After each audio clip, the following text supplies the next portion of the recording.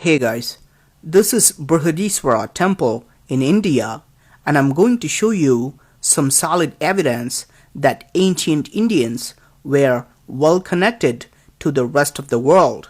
This temple was built in 1010 AD, so it is just over 1,000 years old. You can see plenty of gods and saints carved on the temple tower, but here you can see a European carved on the temple. This is really surprising because historians will tell us that the first European to reach South India was Vasco da Gama in 1498, but this temple was built 500 years before his arrival. Does this carving really show a European? To understand this, let's take a look at this carving in the same temple, which shows how ancient Indians looked and dressed. You can see how they wore a lot of jewelry, but usually did not wear shirts because South India is a very hot place. Notice the hairdo where they pulled up the hair to the side.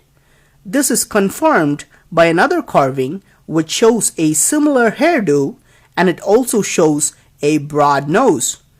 Going back to this figure, you will see the exact opposite. He wears a top hat but no jewelry. His shirt is shown with long sleeves and a collar. His nose is carved sharp, and he even has a beard as opposed to Indians who were clean shaven. His hair is let loose to the sides, and if you look at his hands and his face, it's almost looking like he is posing for the sculptor. If you compare this carving with Robert II, the King of France during the same period, it's almost an accurate match. Notice that the beard and the hair of the king matches with the carving. Even the long sleeves and collar are consistent. The only difference is that the king is shown with a crown in Europe, and here he is shown with a hat. It's very likely that this carving shows King Robert II of France because only gods, kings, and saints are usually carved on Hindu temple towers. How is such an accurate carving possible?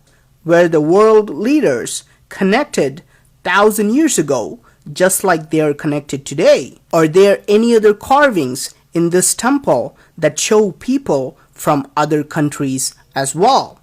Here's another carving in the same temple that's also quite incredible.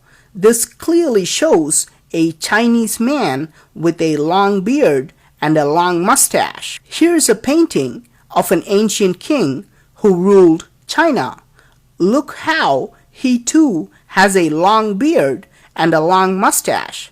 Remarkably, he wears a similar headdress in the painting, just like the carving shows. History tells us that the world was not connected before 1500s, but these carvings clearly show that the Indian king Raja had international connections on both sides of the world. How were these international communications possible without advanced technology?